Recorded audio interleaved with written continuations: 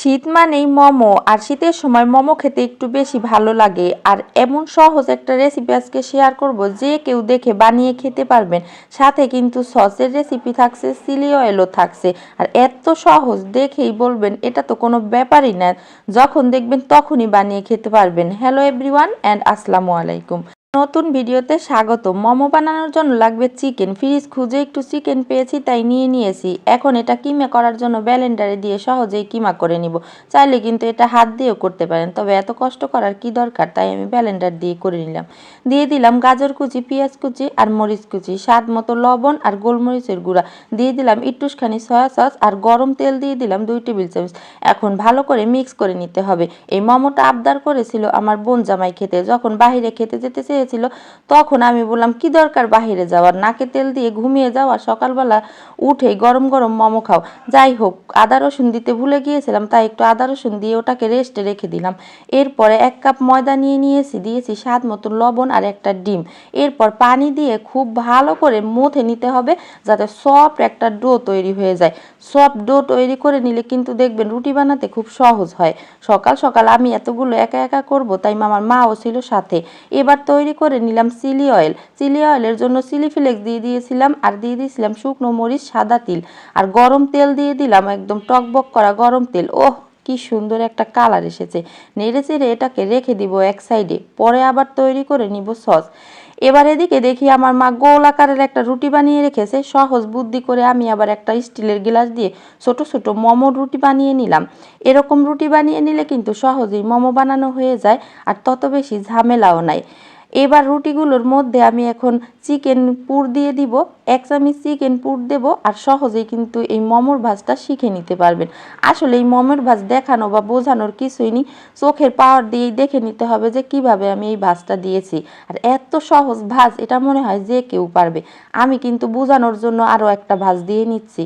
আর এই মোমোগুলো খেতে কিন্তু বেশ মজাই হয়। আর সহজেই আমি ভাজ দিয়ে সবগুলো মোমো কিন্তু অলরেডি বানানো কমপ্লিট। মা রুটি বেলে দিয়েছিল, আর আমি শুধু ঝটপট করে মোমোগুলো বানিয়ে নিয়েছিলাম। সকালের নাস্তা খাবো বলে কথা। এরপরে একটা রাইস কুকারের স্টিনার নিয়ে নিলাম, আর তেল ব্রাশ করে নিলাম, যাতে মোমোগুলো ওখানে আটকে না থাকে।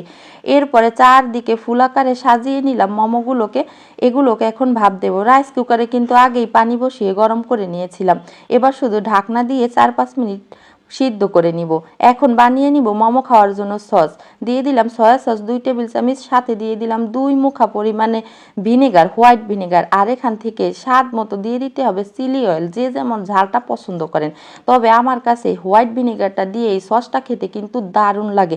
এদিকে আমার মোমোগুলো সিদ্ধ হয়ে গিয়েছে। বোন জামাইকে বললাম, আরে ওঠো, গরম গরম মোমো খাও, কি যে মজা হবে, তুমি তো দেখবা ও রেস্টুরেন্টের স্বাদকেও ফেল করে দেবা আমার হাতের মোমো খেয়ে। তারপরে বোন জামাইয়ের আগে আমি টেস্ট করে নিলাম। বোন জামাই উঠতে উঠতে আমি তো 1 প্লেট সাবার করে দিয়েছি। এরপর বোন জামাই খেলো। অসাধারণ হয়েছিল রেসিপিটা। ভালো লাগলে লাইক কমেন্ট শেয়ার করে পাশে থাকবেন। আসসালামু আলাইকুম এভরিওয়ান। আজকে তৈরি করে দেখাবো গোলাপ মোমো। পুর ভরা গোলাপ মোমো, দেখতে যেমন কালারফুল, খেতে তো সেই স্বাদ। ছোট থেকে বড় সবাই এর প্রেমে পড়ে যাবে। তাহলে চলো রেসিপিটা দেখে নিই। এখানে আমি মুরগির বুকের মাংস কিমা করে নিয়েছি একটা গাজর কুচি, পেঁয়াজ পাতা, আরও নিয়েছি কাঁচামরিচ 1 চামচ, আদা রসুন বাটা 1 চামচ দিয়েছি, গোলমরিচ পাউডার, আরও দিব সয়া সস 2 টেবিল চামচের মতো, আর গরম তেল প্রায় 3 টেবিল চামচের পরিমাণ। সব কিছু একত্রে এবার মিক্স করে নিতে হবে। আর গরম তেলটা অবশ্যই দিতে হবে, আর স্বাদ মতো আর একটু লবণ দিয়ে দিতে হবে। এবার খুব ভালো করে মেখে নিব। এটাকে এক সাইডে রেখে এবার আমি এখানে 1 কাপ ময়দা নিয়েছি। ময়দাটাকে লবণ আর হালকা কুসুম গরম পানি দিয়ে এবার একটা সফট ডো তৈরি করে নিব, যেমন করে আমরা রুটি বানাই। এরপরে এখান থেকে কিছুটা ডো আমি আলাদা করে নিব। অর্ধেকটা কালার অ্যাড করব, আর অর্ধেকটা সাদা থাকবে। এখানে আমি অরেঞ্জ কালারটা অ্যাড করেছি, আর দিয়ে খুব ভালো করে আটার সাথে মেখে নিতে হবে। দেখতেই পাচ্ছ হাতটাও আমার কিন্তু কালারিং হয়ে গেছে। এরপরে আমি এখান থেকে একটা লেচি কেটে একটা রুটি বানিয়ে নিব। একটু পাতলা পাতলা করে রুটিগুলো বানাতে হবে। তো আমি একটা অলরেডি রুটি বানিয়ে নিয়েছি। এরপরে একটা কাটার দিয়ে ছোট ছোট রুটি বানিয়ে নিতে হবে, এতে করে সবগুলো মোমো এক সমান হবে। তো আমি কাটার দিয়ে সবগুলো রুটি একই প্রসেসে কেটে নিয়েছি, আর সেটা তোমরা দেখেই বুঝতে পেরেছো। এরপরে কিন্তু এই কালারফুল রুটিটা বানানোর পরে হোয়াইট একটা রুটিও আমি বানিয়ে ঠিক এভাবেই কেটে নিয়েছি। এখন একটা করে কালার রুটি দিব ছোট, আর একটা করে সাদা, মাঝখানে একটু পানি দিয়ে দেবো যাতে রুটিটা আটকে যায়, এতে করে আর খুলে যাওয়ার সম্ভাবনা থাকবে না। তো আমার একটার পরে একটা রুটি দেওয়া হয়ে গেলে এবার আমি এখানে চিকেনের পুর দিয়ে দিব। তো এখানে চিকেনের পুরটা সবাই একটু বেশি বা কম করেও দিলে সমস্যা নেই। তো আমি আমার মতো করে চিকেন পুর দিয়ে নিব, আর একটা সাইডে যে রুটির অংশটা বাড়তি আছে সেটা একটু উপর দিয়ে লাগিয়ে দিব।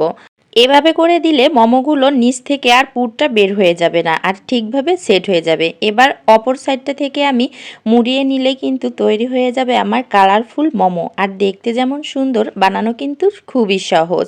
তো বন্ধুরা, আমি কিন্তু এখানে একটা বানিয়ে নিয়েছি, আরও একটা তোমাদের বোঝানোর জন্য বানিয়ে নিচ্ছি। এখানে কিন্তু চাইলে ছোট ছোট রুটিগুলো আরও একটু বাড়িয়ে দিতে পারেন, এতে করে মোমোটা একটু বড় হবে। তো আমি একটু মিডিয়াম করেই বানিয়ে নিয়েছি। তো সবগুলো মোমো আমার অলরেডি বানানো কমপ্লিট, এবার শুধু সিদ্ধ করার পালা। তো আমি রাইস কুকারের স্টিমারটা নিয়ে নিয়েছি, এখানে একটু তেল ব্রাশ করে নিব যাতে করে মোমোগুলো ইজিলি উঠে যায়। তেল ব্রাশ করা হয়ে গেলে এক এক করে আমি মোমোগুলো এখানে সাজিয়ে দিব। আর আমার মোমো বানানোটা কেমন হয়েছে অবশ্যই কিন্তু কমেন্ট করে জানাবেন। তো এদিকে রাইস কুকারে আমি পানি গরম করে নিয়েছি, এখন শুধু স্টিম দিয়ে নিব। ঢাকনা দিয়ে ঢেকে 15 থেকে 20 মিনিট স্টিম দিলেই কিন্তু মোমোগুলো রেডি।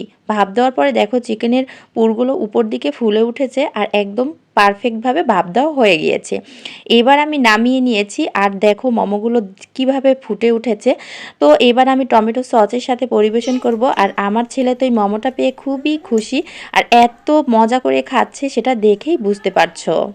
এরকম বানিয়ে খাবেন বাসায়, অনেক টেস্টি। আমি অনেক অনেক থ্যাংক ইউ।